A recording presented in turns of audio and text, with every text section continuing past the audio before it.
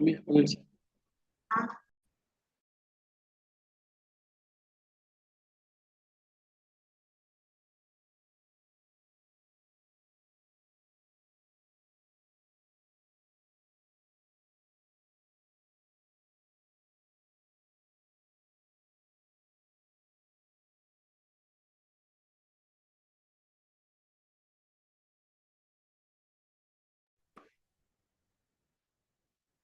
Buenas tardes para todos.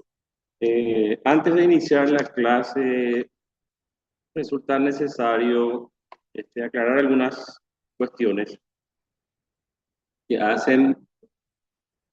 ¿Me escuchan? Hola, Hola, profe, te hola. escuchamos bien. Sí, Buenas sí. tardes. Bueno, eh, antes de entrar al Sí, buenas módulo en tardes. particular, Buenas tardes. buenas tardes, buenas tardes. Necesito aclararle algunos puntos, ¿verdad? El tema que nos cita para hoy es el módulo 4 y mañana el módulo 5. Con eso terminamos prácticamente todo el esquema determinado con anticipación, ¿verdad? Para desarrollar en, en esta materia. Lo que podemos hacer también mañana sería prudente, porque ya con eso terminamos, es un ejercicio, un repaso general de todos los módulos, en los 5 módulos. Y en los puntos que ustedes, especialmente los puntos que ustedes tengan alguna duda, una inquietud, algo que quieran aclarar, porque posteriormente, el día miércoles, se va a desarrollar el examen, el miércoles 29, a partir de las 15, de las 3 de la tarde, por Google Form, y se le estará enviando el link del enlace en el horario establecido, es decir, a las 15 horas. El cuestionario hay que tener mucha atención, hay que prestar atención. Cierra automáticamente el cuestionario de examen a las 17 horas. Y por otro lado, también agradezco la buena predisposición y la voluntad para tomar con la seriedad de vida el examen que habíamos establecido como parcial, ¿verdad? Les agradezco y veo que han puesto sumo interés en desarrollarlo y en líneas generales muy positivo todos los resultados.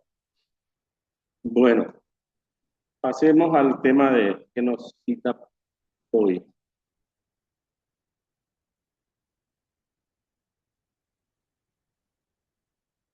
Estamos con-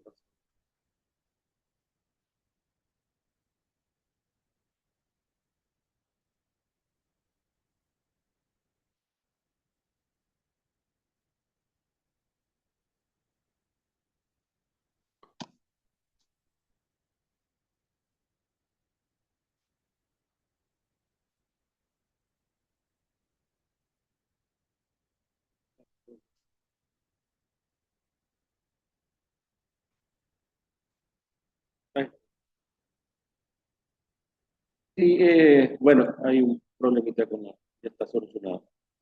El tema de la violación de derechos. Violación de derechos humanos de hoy son la causa de los conflictos del mañana. Es una frase que pertenece a Mary Robinson, ¿verdad? Tratando de determinar con suma claridad las consecuencias que pueden llevar a traer las violaciones de los derechos humanos, como una reflexión, ¿verdad? Los fundamentos de la clase. Resaltar el hecho grave de que la violación de derechos humanos resulta de una acción u omisión indebida que vulnera o restringe los derechos fundamentales de las personas. En ese sentido, tenemos que tener muy presente de que estos derechos son inderogables, es decir, no pueden ser derogados y están reconocidos por los tratados internacionales. Ya lo hemos dicho, ya lo hemos desarrollado, ¿verdad? Los derechos humanos, la vida, el derecho a la vida, la integridad, la dignidad, la libertad, es decir, los derechos inherentes por nuestra condición de ser humano. Recordar que la violación de derechos puede ser realizada por personas, servidoras públicas, autoridades o con su anuencia. Algunas violaciones pueden constituir crímenes de lesa humanidad. ¿Cuáles son los crímenes de lesa humanidad?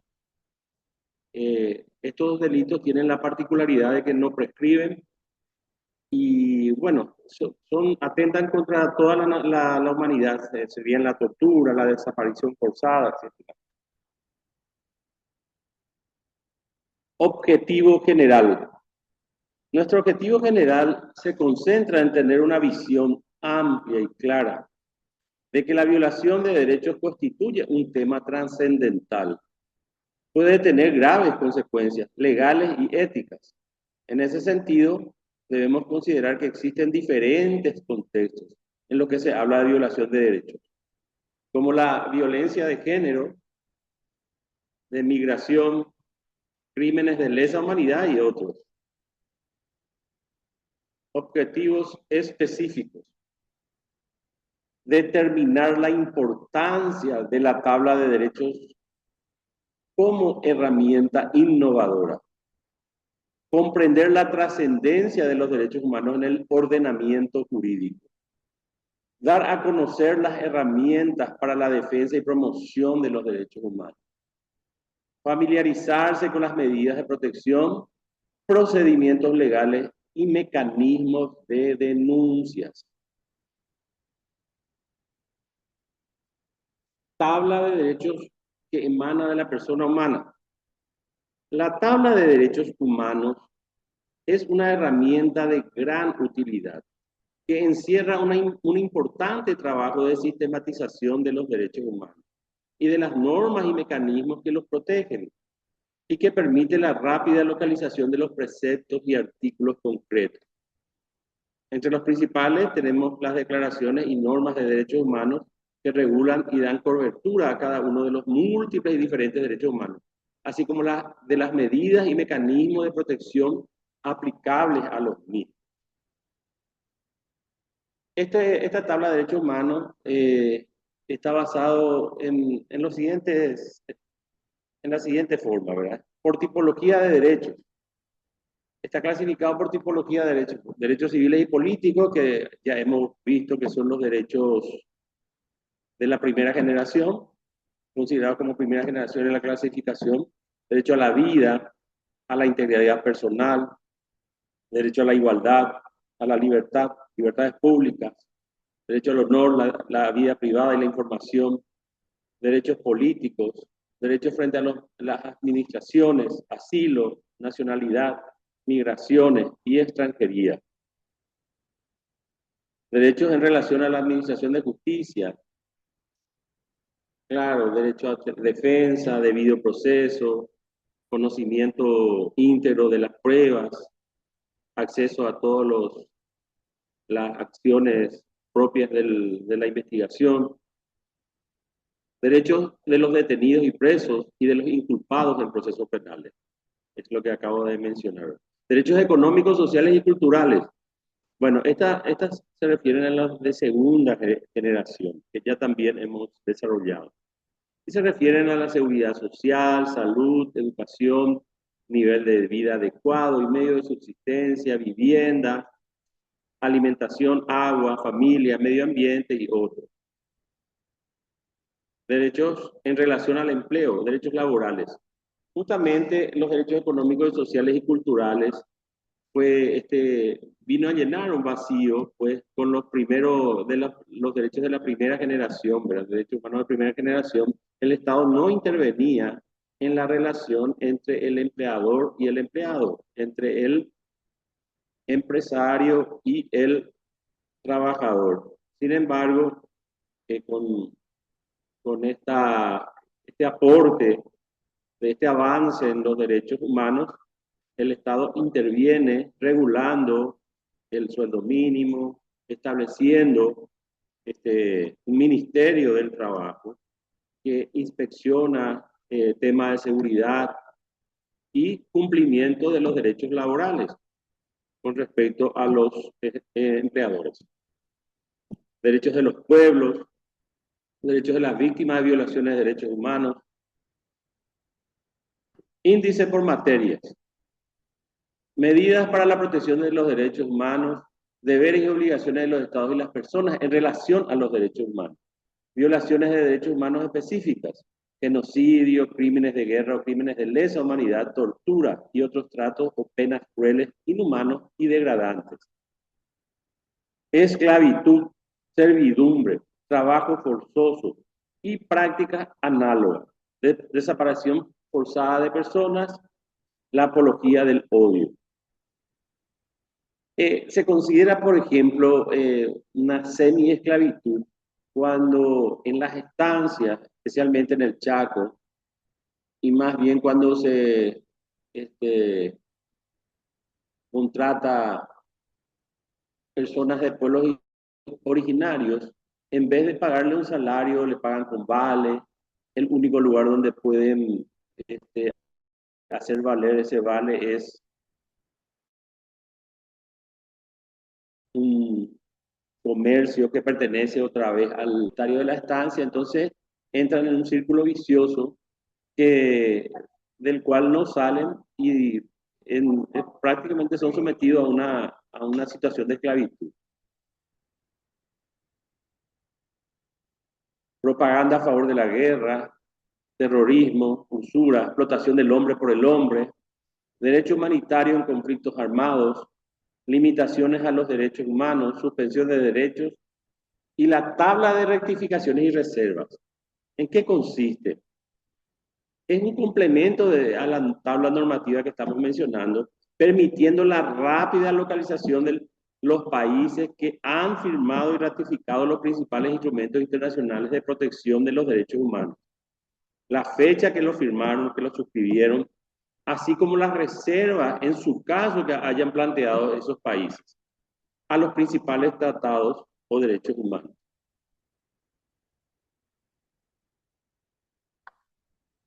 Derechos humanos en el ordenamiento jurídico. Ordenamiento jurídico, un concepto conjunto sistemático de leyes y normas que componen jurídicamente a un Estado. Es decir, el total de las normas con que un Estado o una nación se rigen en un momento determinado de la historia. El orden jurídico es el que tiene su punto de partida en una norma fundamental.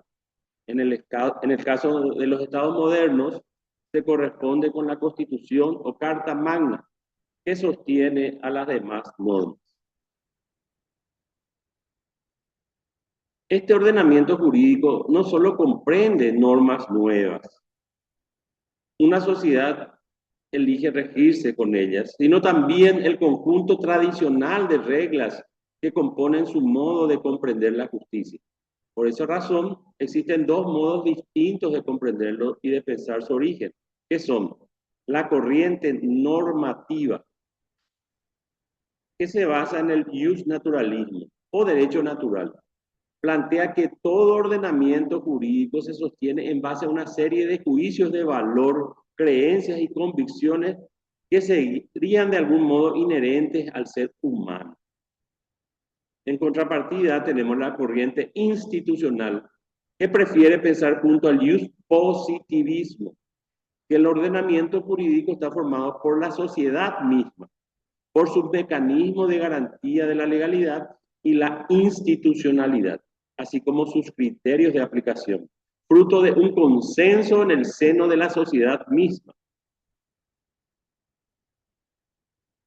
Características del ordenamiento jurídico. Bueno, una característica es que es concreto y orgánico. Consiste no solo en un cuerpo de normas, sino también en las necesarias para su modificación, elaboración, desarrollo, aplicación y evaluación. Las normas son todas estatales, o sea, se dictan desde las instituciones a las que la Constitución Nacional otorga potestades normativas o sancionatorias. Las leyes corresponden al Poder Legislativo. Los decretos pueden ser resultado del Poder Administrativo Central, ¿verdad? El Poder Ejecutivo. Los reglamentos son potestad de las intendencias, de las municipalidades. A eso se refiere. Poseen una unidad formal O sea, que su producción obedece a patrones semejantes de razonamiento.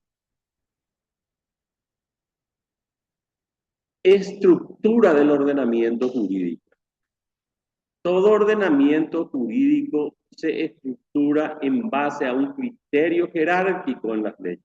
Así se constituye un sistema de predominancia entre las de más amplio rango sobre las más locales o específicas. Dicha jerarquía se comprende a partir de la llamada, bueno, una de las formas más clásicas de ejemplificar la estructura del ordenamiento jurídico es en base a la pirámide de Kelsen. Es una forma de representación gráfica que organiza los distintos tipos de leyes y normativas del ordenamiento jurídico. En la cima se encuentran las leyes constitucionales, los tratados internacionales firmados por los países, y en la base las leyes e instituciones locales, pasando por diversos peldaños. Cada ordenamiento jurídico establece su propia pirámide de Kelsen. Con respecto a este tema, en nuestra Constitución específicamente, habla el artículo 137 sobre el ordenamiento jurídico y dice: la ley suprema de la República es la Constitución. Esta, los tratados, convenios y acuerdos internacionales aprobados y ratificados, las leyes dictadas por el Congreso y otras disposiciones jurídicas de inferior jerarquía sancionadas en su consecuencia, integran el derecho positivo nacional en el orden de prelación enunciado. Quien quiera que intente cambiar dicho orden al margen de los procedimientos previstos en esta Constitución, incurrirá en los delitos que se tipificarán y penarán en la ley.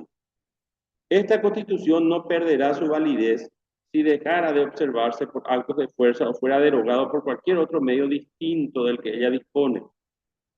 Carecen de validez todas las disposiciones y los actos de autoridad opuestos a los establecidos en esta Constitución.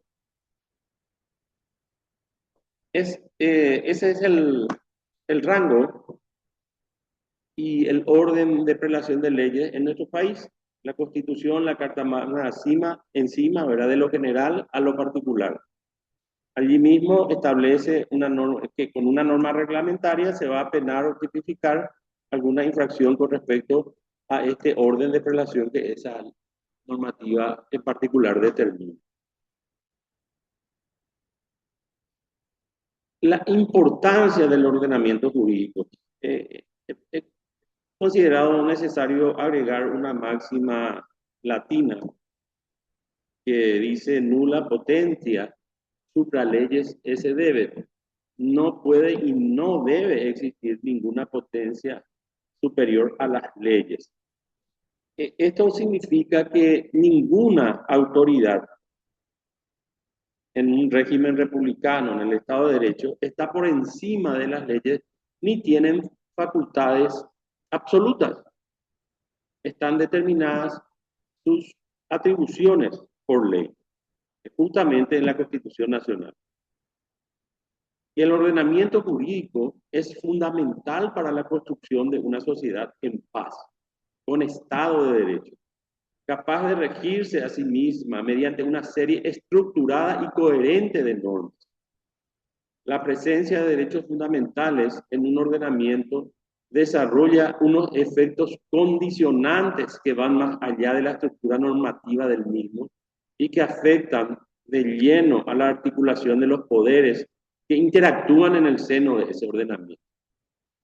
Esos efectos son consecuencia del alcance, de la dimensión limitadora de los derechos y se traducen en última instancia en la puesta en marcha de mecanismos de control de la actuación de los poderes y de las instituciones, en cuya cúspide se sitúan los referidos al control de constitucionalidad.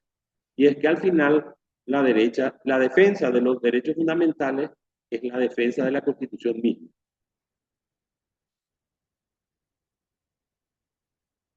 Herramientas para la defensa y promoción de los derechos humanos. Algunas herramientas y mecanismos que pueden ser útiles para la defensa y promoción de los derechos humanos son los instrumentos y mecanismos de las Naciones Unidas. La legislación internacional sobre derechos humanos es la base para el trabajo de derechos humanos de las Naciones Unidas.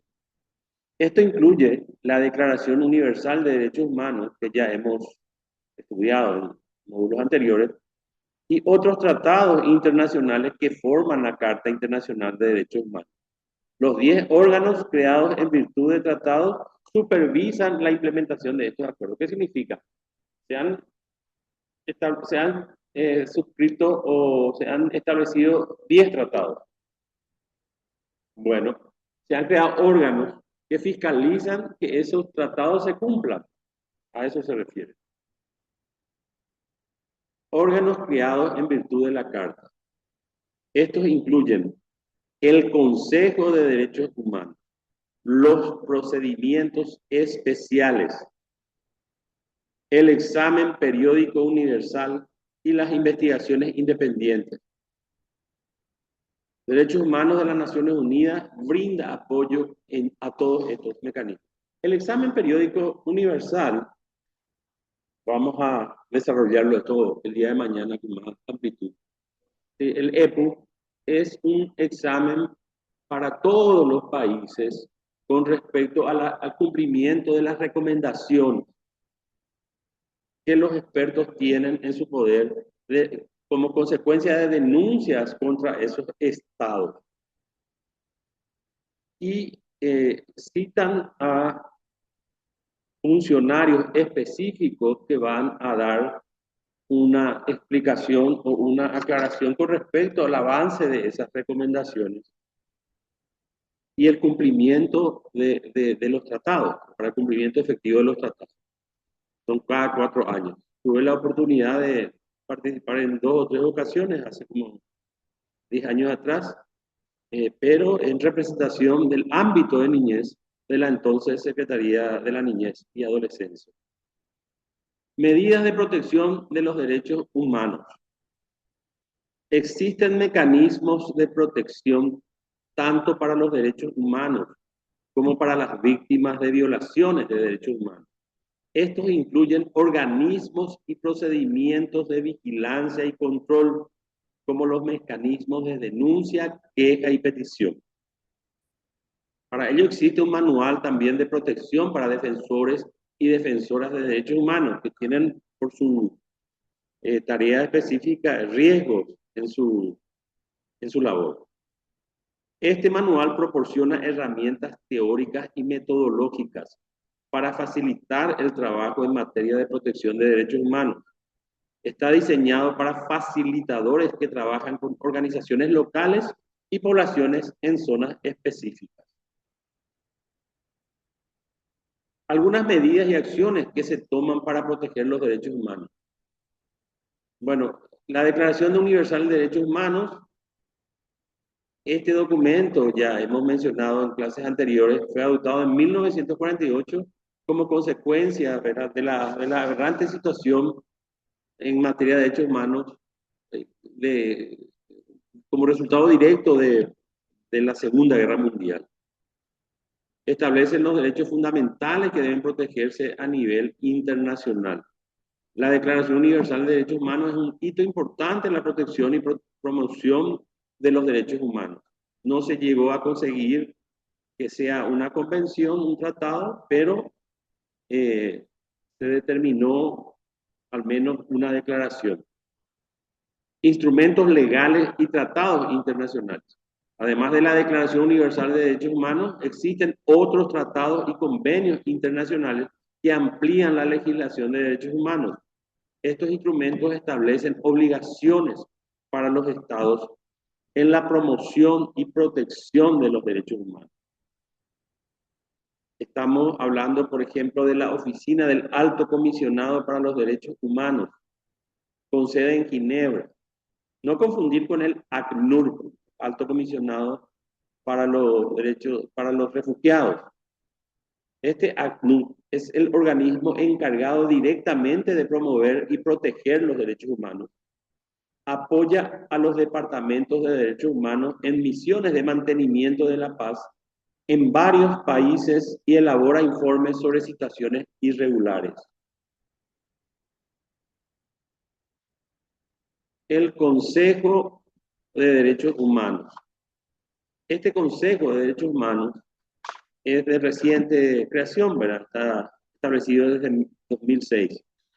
Es un órgano intergubernamental, se reúne en Ginebra y es responsable de abordar cuestiones relacionadas con los derechos humanos.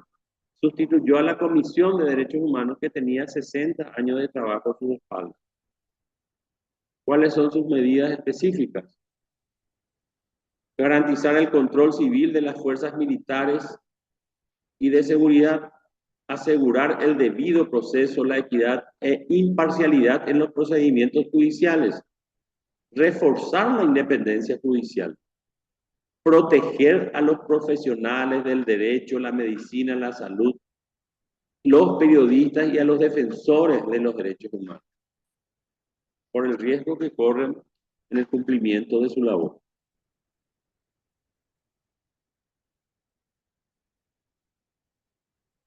Herramientas para la defensa y promoción de los derechos humanos en el ámbito de la sociedad civil. Ya dijimos, esto ya pusimos a consideración en clases anteriores. La importancia de promover los derechos humanos en la comunidad es esencial para garantizar una sociedad justa y equitativa para todos. Sin embargo, muchas veces las personas no saben por dónde empezar o qué acciones pueden tomar para fomentar estos valores.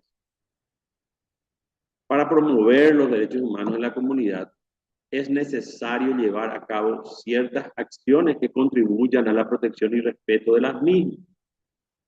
A continuación se mencionan 5 acciones que pueden ser efectivas. La primera, informar y educar a la comunidad sobre los derechos humanos y su importancia. Esto se puede lograr a través de campañas de sensibilización, charlas educativas y difusión de informaciones en medios de comunicación. La segunda, participar en organizaciones y grupos que trabajen en la defensa de los derechos humanos. Es importante involucrarse en iniciativas que busquen proteger los derechos de grupos vulnerables, teniendo en cuenta que son agrupaciones de personas que se encuentran en situaciones de desventaja o riesgo de alguna u otra manera, como las mujeres, niños, niñas, personas con discapacidad y otros. Denunciar las violaciones de los derechos humanos cuando se presenten.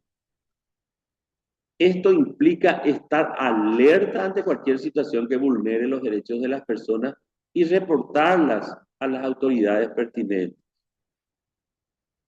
Promover la inclusión y la diversidad en la comunidad. Es importante crear espacios donde todas las personas se sientan bienvenidas y respetadas, independientemente de su origen étnico, religión, orientación sexual o cualquier otra característica. Apoyar a organizaciones y grupos que trabajan en la defensa de los derechos humanos. Esto puede ser a través de donaciones, voluntariado o simplemente difusión de información sobre su trabajo.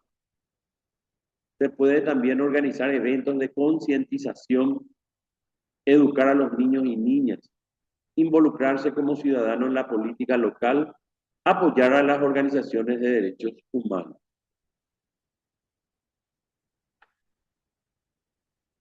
Nos referimos ahora a las medidas de protección a la víctima. El enfoque centrado en la víctima es fundamental para garantizar los derechos y la dignidad de las personas afectadas por situaciones de explotación, abuso sexual y acoso sexual. Aquí algunas medidas de protección que se aplican a las víctimas. Asistencia y apoyo. Las víctimas tienen derecho a recibir asistencia y apoyo para su seguridad cuando se les amenace o enfrenten riesgos o peligros. justicia y rendición de cuentas. Las víctimas pueden requerir y promover el incidente de reparación integral, buscando justicia y responsabilidad por los daños sufridos. Decidir su implicación en los procesos de las Naciones Unidas. Las víctimas deben tener la oportunidad de decidir cómo desean participar en los procedimientos de las Naciones Unidas. Tienen derecho también a una información y escucha. Las víctimas deben recibir información veraz y completa en todas las etapas del proceso y ser escuchadas de manera atenta y comprensiva. Del mismo modo, es importante la privacidad y la confidencialidad. Se debe proteger la privacidad y confidencialidad de las víctimas durante todo el desarrollo del proceso. Protección contra la estigmatización y represalias. Las víctimas deben estar protegidas contra cualquier forma de estigmatización, discriminación, represalia o revictimización. Bueno, el proceso tiene que estar, se deben excluir del proceso la revictimización. Eso se da, por ejemplo, cuando se le obliga a recordar el hecho del que fue objeto, el abuso del que fue objeto, que tenga que volver a revivirlo en más de 2 o 3 ocasiones, siendo que eso implica un agravio, un sufrimiento psicológico bastante fuerte para la víctima. Las represalias son aquellas que si denuncias esto o lo otro te va a pesar. La discriminación también es otra cuestión que debe ser protegida, ¿verdad? La víctima. Y la estigmatización, es decir, caracterizar o tratar de caricaturizar a la víctima, considerando que su denuncia es absurda, por ejemplo. En Paraguay, así como en otros países, las organizaciones de la sociedad civil y las instituciones gubernamentales trabajan para implementar estas medidas y proteger los derechos de las víctimas.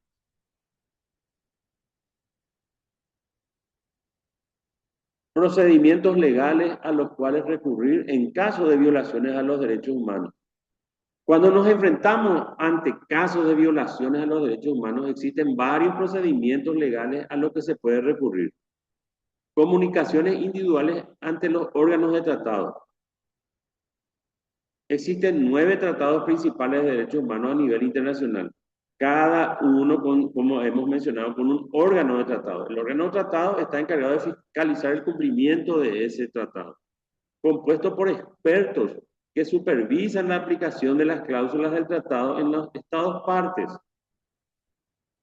Estos órganos, como el Comité de Derechos Humanos, el Comité para la Eliminación de la Discriminación Racial, el Comité contra la Tortura, entre otros, pueden examinar denuncias individuales o comunicaciones presentadas por particulares. Cualquier persona puede presentar una denuncia contra un Estado que sea parte del tratado en cuestión, argumentando los derechos presuntamente violados. Las denuncias también pueden ser presentadas por terceros en representación de otras personas, siempre que cuenten con su autorización por escrito. También se puede dar una denuncia de Estado a Estado. Varios tratados de derechos humanos permiten a los Estados partes denunciar ante el órgano de tratado competente las violaciones del tratado presuntamente cometidas por otro Estado parte. Esto implica que un Estado acusa a otro Estado de incumplir sus obligaciones en virtud del tratado.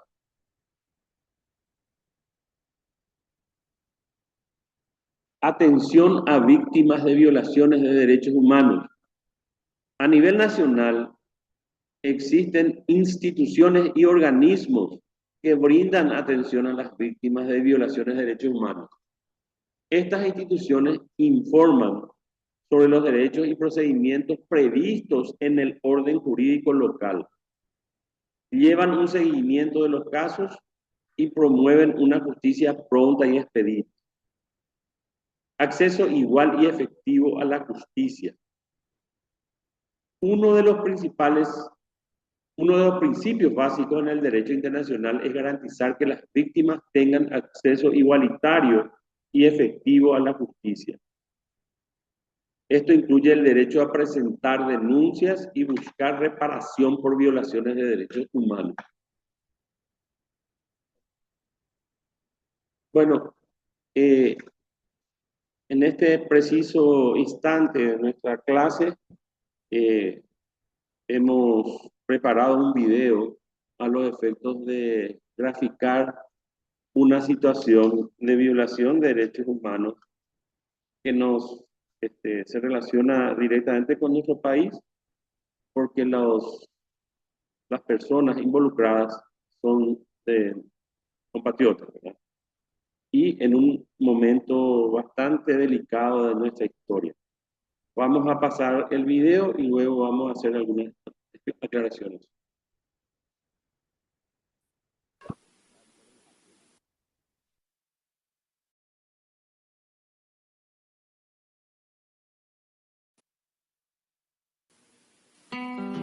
Anthony Hopkins, in his first movie role since Silence of the Lambs.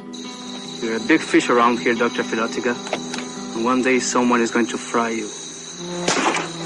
One Man's War. A film based on the shocking true story of one man resisting a brutal dictatorship. Careful what you say in America. Okay. Fighting for what he believes in. They mean it this time. Trust me. Look, I calculate the risks I take. And ultimately fighting to save the lives of his family. Bastard tortured my son! Papa! An affecting real-life tale of courage, said the Chicago Sun-Times. Who did this? Was it a jealous husband? Or was it the policeman with fists and boots and the cattle prod of the electrical equipment? You tell me, please. Hopkins is hot, said the Philadelphia Inquirer. It is for justice! For your brother. Not me. From cannibal to crusader. Now that's range, said New York Newsday. Enough is enough. But why don't you try living in the real world? The real world? Signor Baroni, in the real world, my son is crushed like an insect and I'm expected to do nothing about it. One man's dream. One man's courage. One man's family. One man's war. Shoot me! Shoot me! I am Filotica! Shoot me! Shoot me! Anthony Hopkins of Silence of the Lambs, Academy Award nominee Norma Eliandro, and Ruben Blades in One Man's War.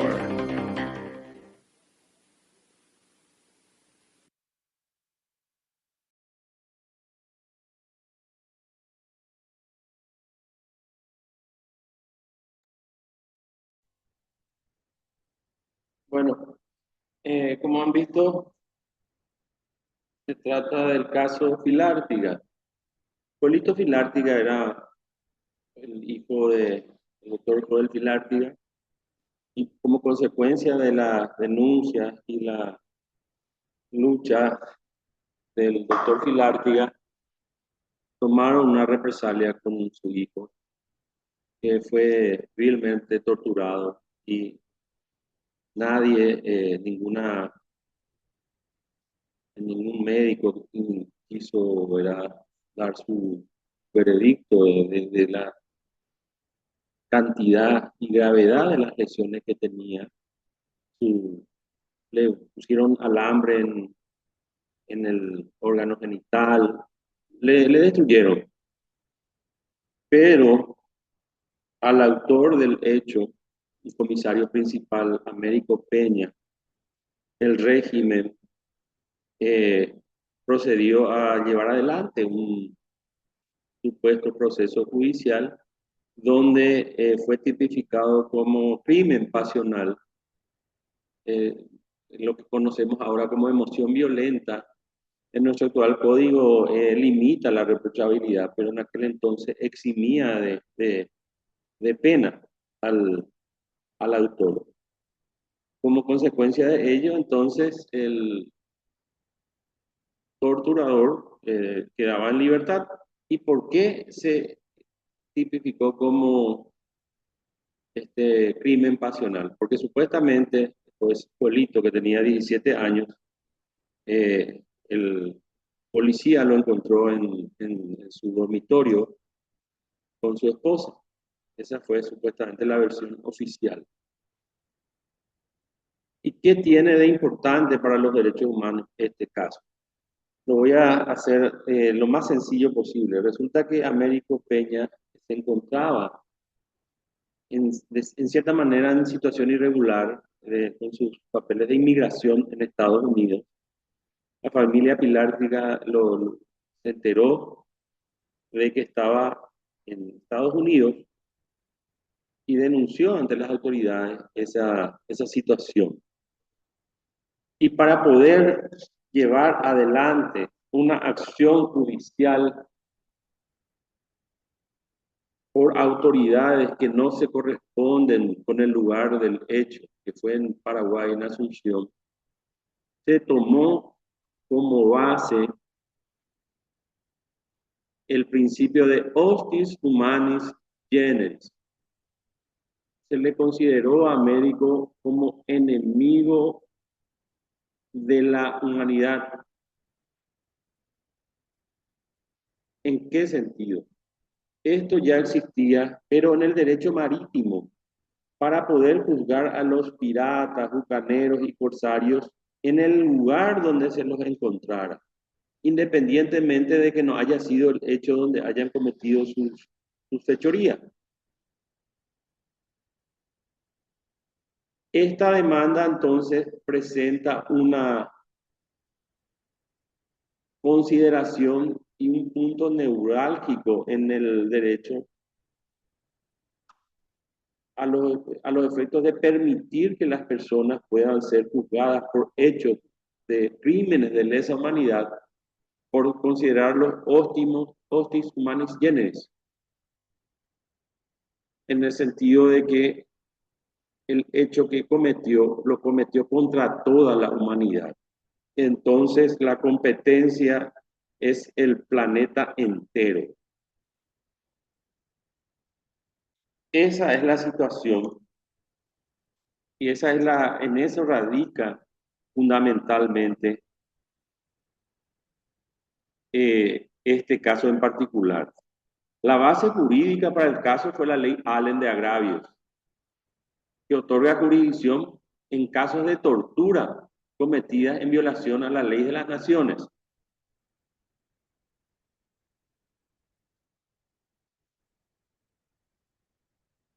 Quiero también significar que, como vieron quienes le representaron al doctor Pilártiga, ¿verdad? Anthony Hopkins. Anthony Hopkins y creo que los demás actores de relevancia, Norma Leandro y compañía, inclusive se negaron a cobrar sus honorarios para realizar esta película simbólica, ¿verdad? Como denuncia. Este tipo de ofrecimientos, de acciones por parte de estos actores son formas de promocionar o publicar hechos concretos para que la sociedad entera pueda llegar a entender la magnitud de la violación de estos derechos humanos.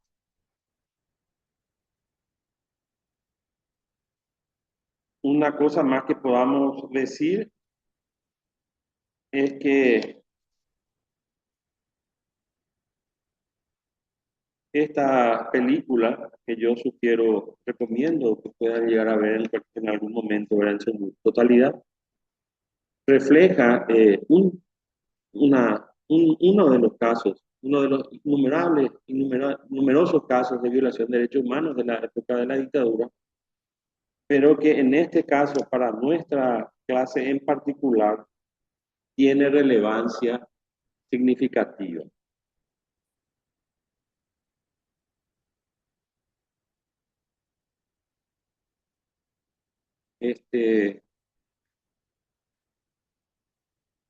Estamos ahora atentos, ¿verdad?, a cualquier consulta que puedan tener con respecto a este caso en particular.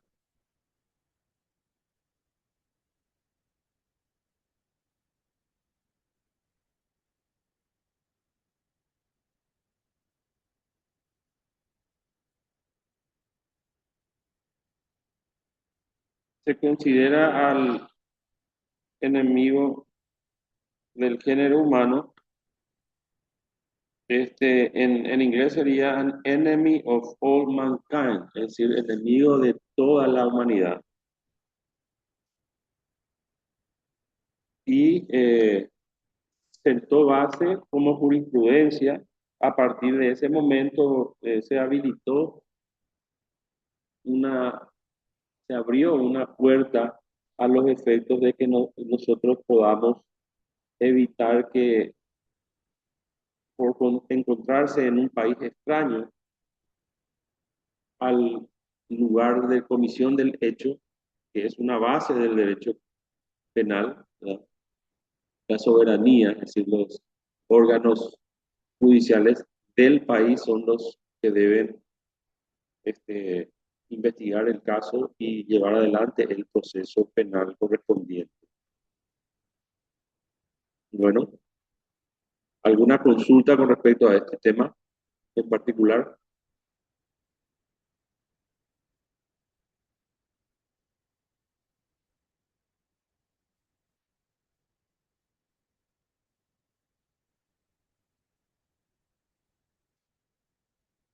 Una cuestión que me parece importante preguntar es si conocían verdaderamente este caso o tenían algún tipo de conocimiento, algún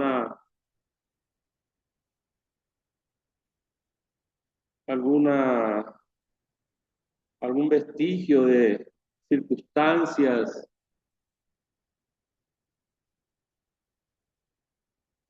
puntuales con respecto a alguna... Hola, profesor. Sí. ¿Qué tal? Yo quiero saber, o sea, en qué sentido se sentó jurisprudencia, ya que esto tengo entendido que se trató en Estados Unidos con leyes estadounidenses o cuando eso ya había leyes internacionales.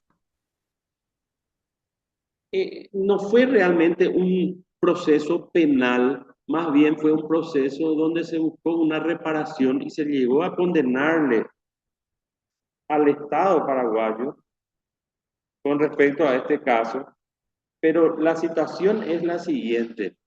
Sentó jurisprudencia, vuelvo a repetir, porque técnicamente un hecho cometido en Paraguay no puede ser juzgado en Estados Unidos, salvo para estos casos, para hechos concretos, tipos penales, que son considerados hostis humanis generis, es decir, enemigos de toda la humanidad es considerado el autor, porque la tortura, en este caso, va contra la dignidad de toda la humanidad. Entonces, se determinó de que puede ser juzgado el hecho por tribunales norteamericanos, a pesar de que el hecho concreto ocurrió en Paraguay, dejando sentado esa jurisprudencia para casos posteriores que puedan llegar a suceder o que hayan sucedido, ¿verdad? Esa es la significancia. Entiendo, porque profesor. había violado el derecho internacional. Es un derecho internacional, es un derecho que afecta a toda la humanidad. Por eso es que se puede juzgar en cualquier parte del planeta donde se encuentre el autor. Entiendo, muchas gracias. De nada. Profesor, yo no conocía este caso, ahora lo estoy conociendo y voy a investigar al respecto también. Sí, es. Y también recomiendo que vean, siempre que hay que aclarar que es una ficción, ¿verdad? Una representación del hecho, pero La guerra de un hombre es una película que considerando los actores que participaron, ya puede ser considerada una obra de respeto, ¿verdad? Cinematográfica de respeto.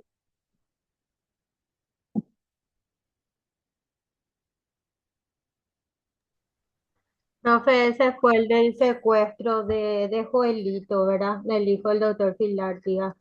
Sí, Al que le resulta, torturaron hasta matarle.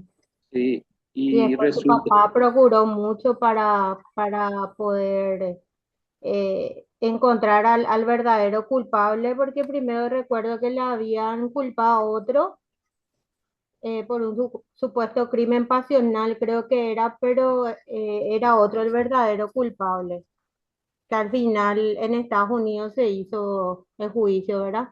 Algo así era. sí,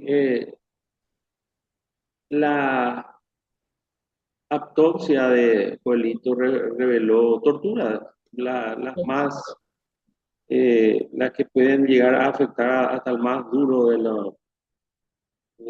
los médicos, de las personas que están acostumbradas a este tipo de hechos, porque le jugaron íntegramente, pero ningún médico quiso, ¿verdad?, dictaminar las consecuencias, los detalles, las circunstancias en las que falleció Joelito, porque estábamos en una época este, en que eso podría costarle más que su registro profesional, la vida. El caso, por ejemplo, muy parecido, ¿verdad? El caso Oiburu. Resulta que era un médico que tenía que dictaminar como muerte natural a personas como Joelito que fueron objeto de torturas y murieron como producto de esas torturas.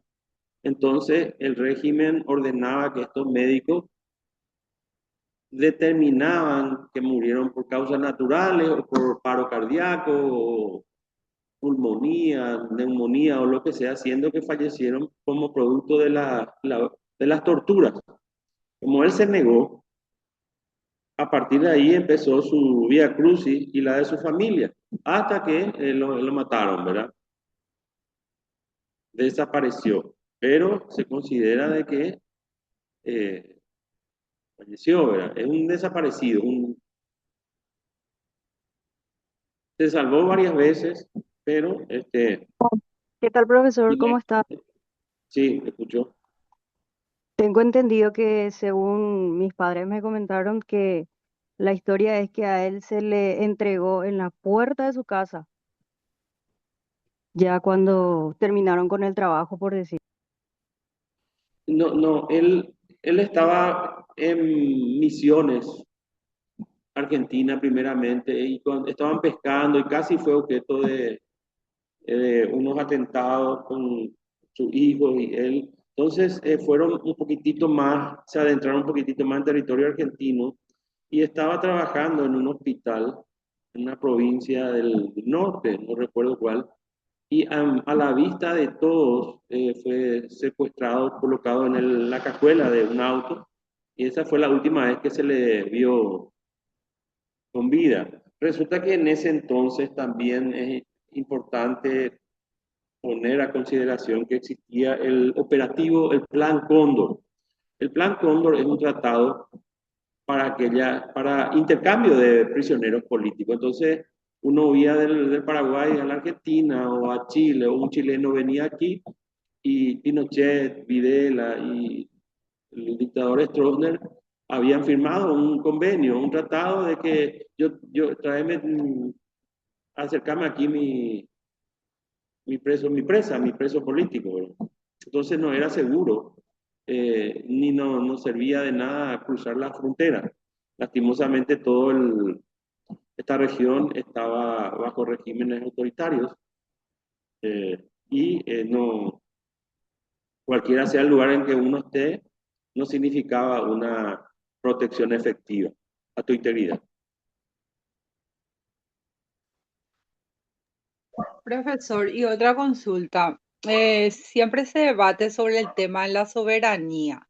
En este caso, veo que se juzgó con la ley de violación de leyes de las naciones, ¿verdad? Pero también dice caso ley Allen, si no leo mal, y Sí, esa sí. es una ley norteamericana. Y en este caso, la soberanía, ¿cómo queda en los derechos humanos? ¿Podemos decir que es una intromisión o las leyes internacionales están por encima de, no de la Constitución, pero sí de, creo que está a rango constitucional, como habíamos dicho en una clase anterior? Sí, por eso es importante aclarar y puntualizar que no cualquier hecho punible, un caso de homicidio común, un robo, una estafa, no puede ser parte de este tipo de situaciones muy excepcionales. Tiene que haber sido el hecho que cometió, tiene que haber sido considerado un delito de lesa humanidad, la tortura, la desaparición forzada, como producto de los tratados en el que el Paraguay es parte, es considerado delito de lesa humanidad, es decir, contra la humanidad. No prescriben, son muy especiales.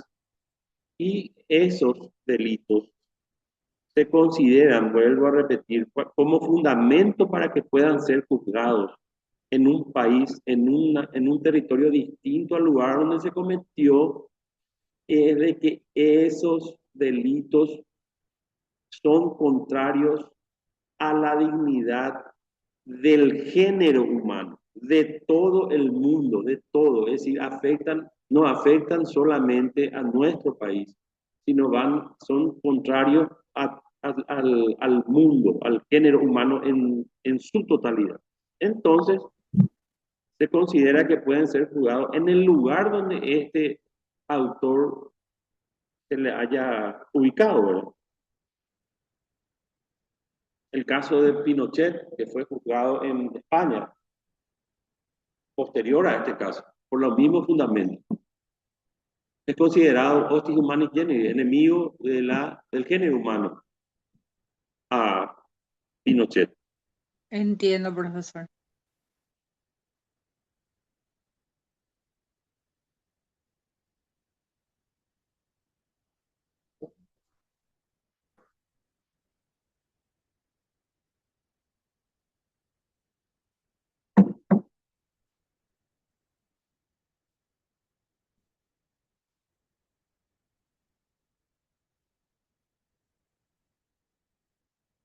Bueno, ahora vamos a dar unas especificaciones más técnicas con respecto a lo que estábamos hablando.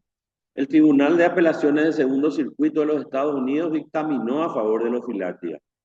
Y el tribunal sostuvo que los individuos podían ser responsables en los Estados Unidos por violaciones graves de derechos humanos cometidos en el extranjero. La justicia norteamericana, ante las pruebas expuestas y considerando que la tortura es un delito contra el género humano, aplicó una vieja jurisprudencia. Esta sentencia contribuyó al nacimiento de la nueva jurisprudencia de los derechos humanos en la ley de reclamos por agravios a extranjeros de los Estados Unidos, una ley federal de 1789. Tras la sentencia internacional favorable, el Estado paraguayo fue condenado a indemnizar a Dolly Filártiga y a Joel Filártiga con la suma de $5.210.364 y $5.175.364 respectivamente. En resumen, el caso Filártiga versus Peña y Dala estableció un precedente importante al permitir que las víctimas de violaciones graves de derechos humanos busquen justicia en los tribunales estadounidenses, incluso cuando los hechos ocurrieron fuera del país. Este caso ha tenido un impacto significativo en la jurisprudencia internacional y en la lucha contra la impunidad por crímenes atroces. Es un ejemplo poderoso de cómo los tribunales pueden abordar violaciones graves de derechos humanos, incluso cuando los hechos ocurrieron fuera de la frontera de Estados Unidos. Hemos visto un resumen de esta película, ¿verdad? One Man's War, un hombre en guerra en España, y La guerra de un solo hombre en Hispanoamérica, basado en el caso de asesinato del hijo de Filardi. El actor británico Anthony Hopkins interpretó de forma gratuita al doctor Joel Filardi. Aquí está. En noviembre de 2018, el doctor Filartiga fue condecorado por el Senado de la Nación, que le rindió un homenaje por su inquebrantable lucha por la salud, la libertad y la justicia. El 5 de julio de 2019 fallece el doctor Filartiga a los 86 años de edad y toda una vida de lucha. Aquí tenemos ahí muestra el doctor Filartiga en qué estado estaba el cuerpo de su hijo. Y al lado tenemos una foto en vida, ¿verdad? Del joven víctima de la dictadura del general Stroessner. Mecanismos de denuncias. Antes de presentar una denuncia por violación de derechos humanos ante organismos internacionales, deben de tenerse en cuenta las siguientes recomendaciones y observaciones. Primero, agotamiento de los recursos judiciales internos. Antes de presentar una denuncia por violación de derechos humanos ante instancias internacionales, se exige como regla general el agotamiento de los recursos judiciales internos establecidos en el estado en el que se ha producido la presunta violación de derechos humanos que se pretende denunciar. No obstante lo anterior, debe señalarse que en determinadas situaciones, casos, en determinadas circunstancias, es posible acudir ante instancias internacionales sin haber agotado los recursos judiciales internos, pudiendo citarse, entre otras, las siguientes excepciones a la exigencia del agotamiento de los recursos judiciales internos.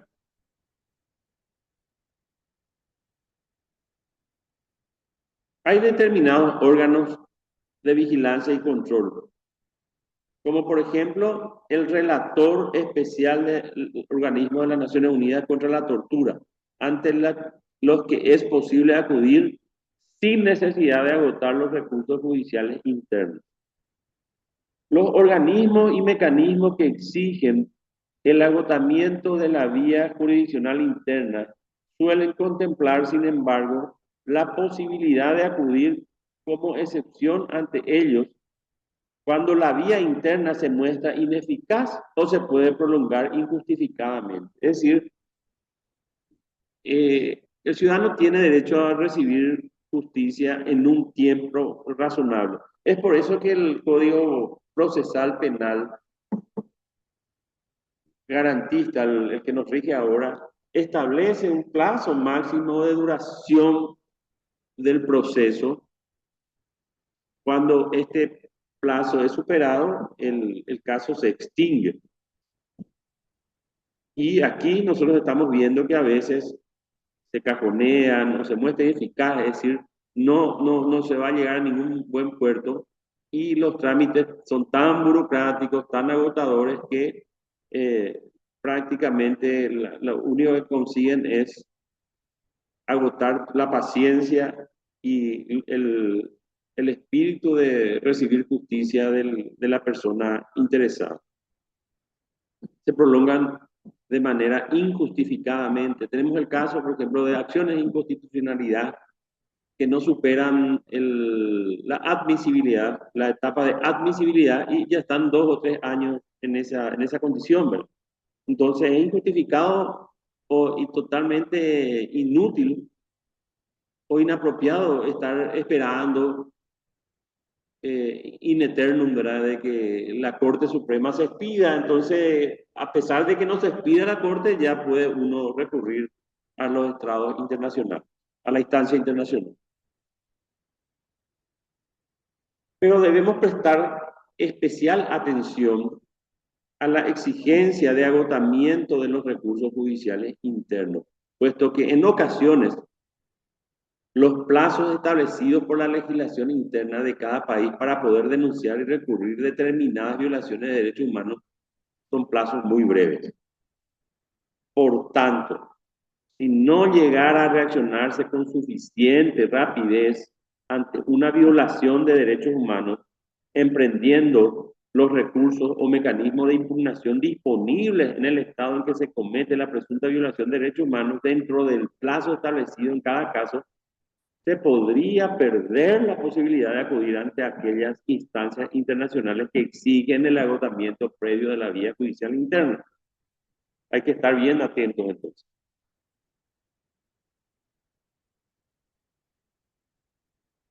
Posible acceso a la justicia gratuita.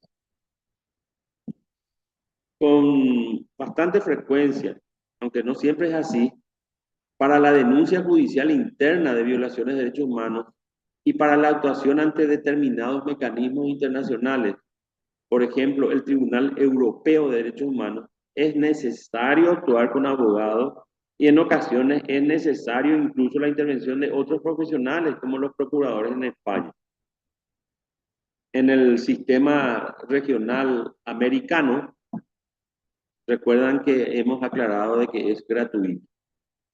Quienes carezcan de recursos económicos suficientes para sufragar los costos de un proceso judicial deben informarse sobre los mecanismos establecidos para litigar gratuitamente. Tercero, elección del mecanismo de denuncia a utilizar.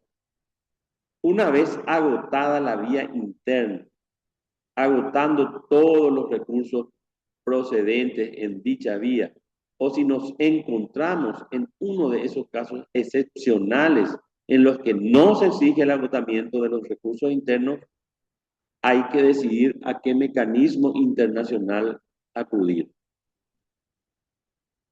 Determinación de los mecanismos de denuncia aplicables.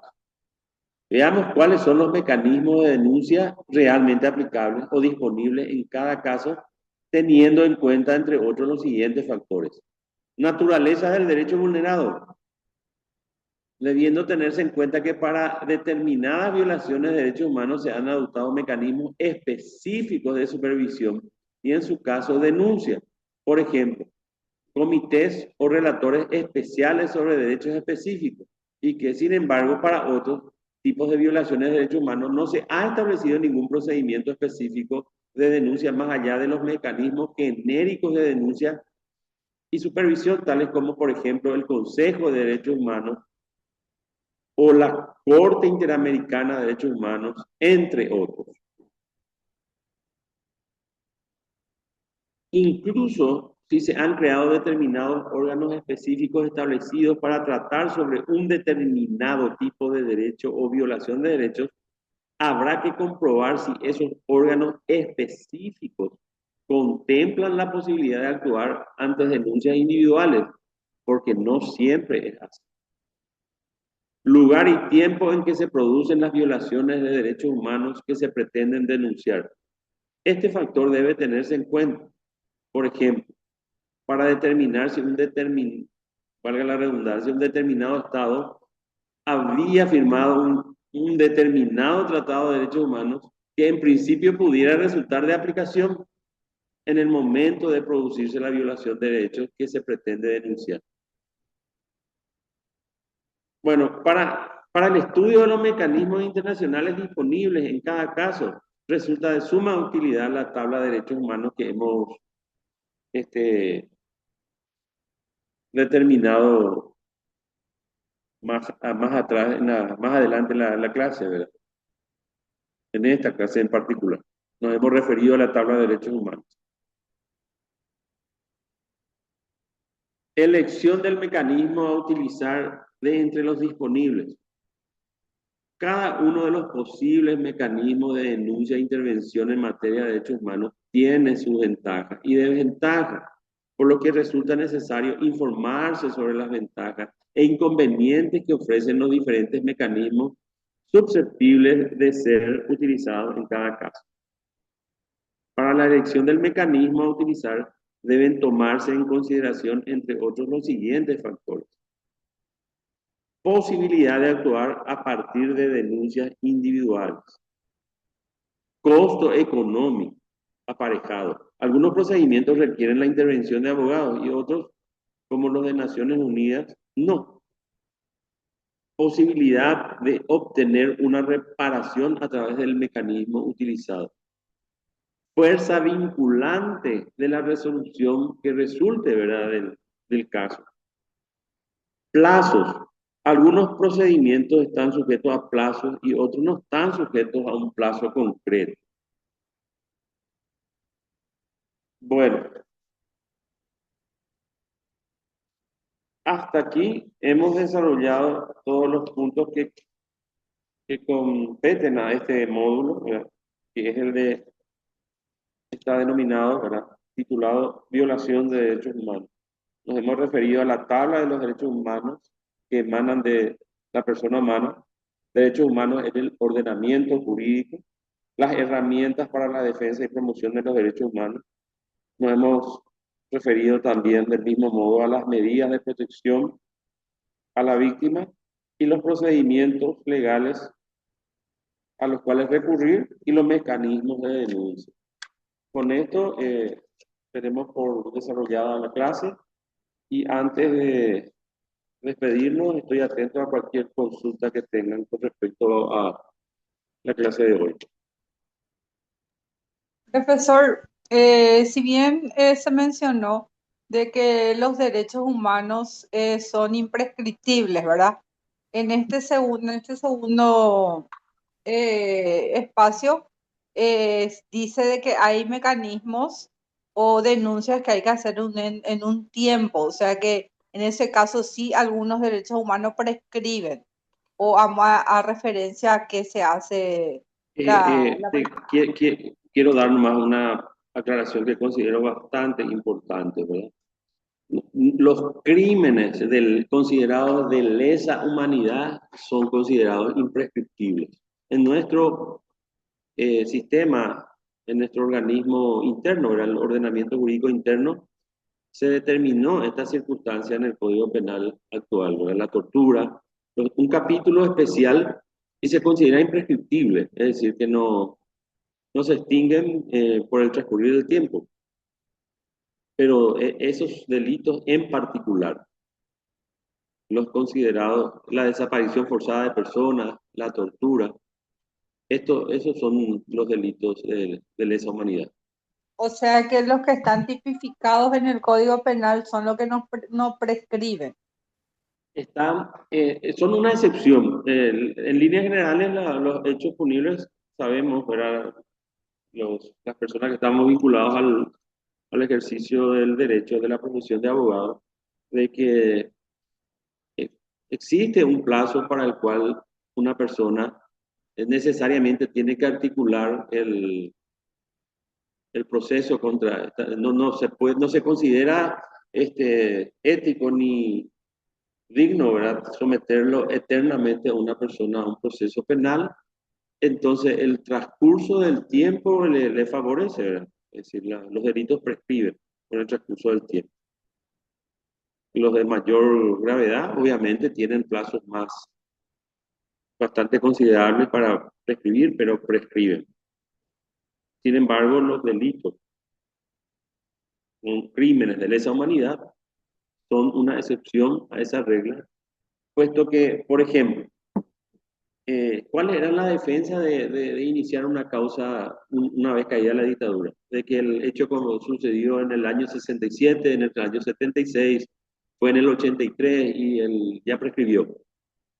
Pero ¿qué sentido hubiese tenido presentar una acción penal en aquel entonces, cuando todo el país estaba sometido a las botas del dictador, cuando el Poder Judicial no te iba a brindar ningún tipo de satisfacción bajo ningún sentido? Y no solamente la dictadura de Alfredo Stroessner, en ninguna dictadura.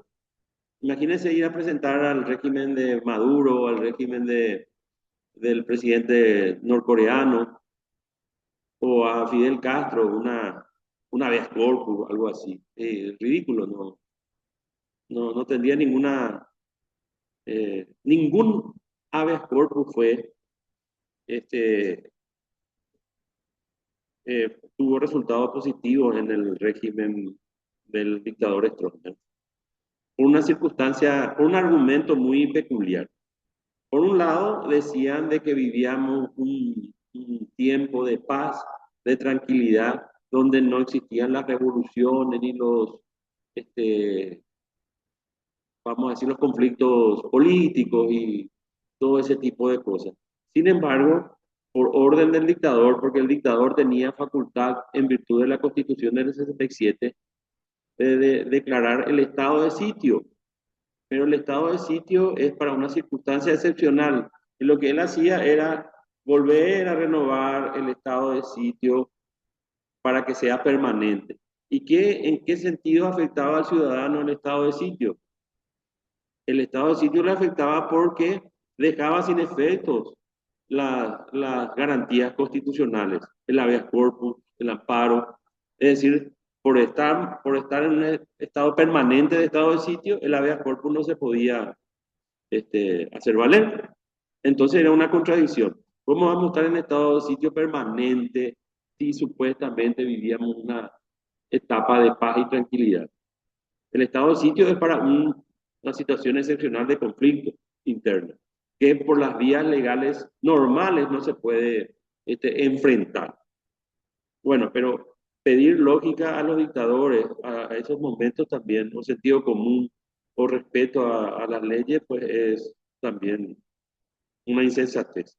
Por eso se considera estos delitos imprescriptibles, a pesar del transcurso del tiempo. Y solamente una vez que quedó sin efecto ese régimen, obviamente uno puede reclamar justicia interna. De lo contrario, tampoco en todo el sentido de la palabra, cuando estamos como en nuestro país en particular, donde el régimen fue sostenido por un sector político que continuó en el poder. Eso también implica un impedimento para que la justicia obre con toda la objetividad y con toda la imparcialidad que implique la circunstancia, ¿verdad? Sin embargo, quiero terminar poniendo sobre la mesa una diferencia. En 1983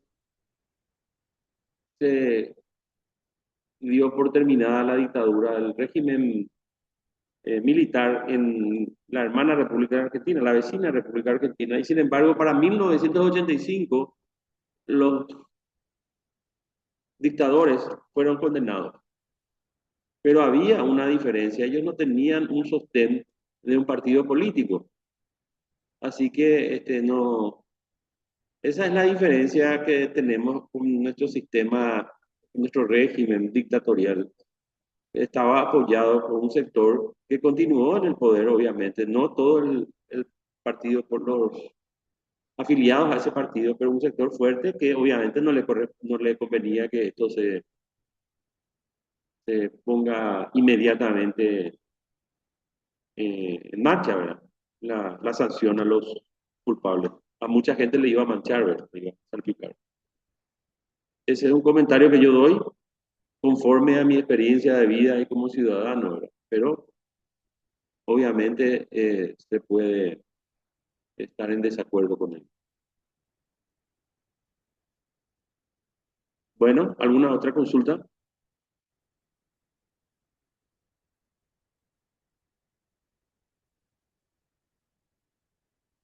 Bueno, antes de cerrar la comunicación, recalcar que les felicito a todos los grupos por las presentaciones y el desarrollo de los trabajos prácticos de investigación. Mañana, de manera oficial, se estará subiendo los puntajes. Pero me adelanto y les comento de que todos han alcanzado el puntaje total de 20 puntos. Espero que a todos, les espero a mañana a todos que puedan asistir a la clase presencial. Sí, profe, algunos tuvieron que Para mí enviar. sería un gusto tener la mayor cantidad de personas, ¿verdad? Sí. La instrucciones para el ingreso a la institución están enviados, como siempre, por mensaje en el grupo de comunicación oficial de los alumnos. Nos vemos mañana a las 15 horas en el aula 1 del IPEL. Les espero. Sí, profe, nos vemos. Muchas gracias. Muchas Excelente, gracias. profesor. Nos vemos mañana. Dios mediante. Nos vemos, Les profe. espero de todas. Gracias, gracias. Hasta luego. Hasta luego, hasta luego.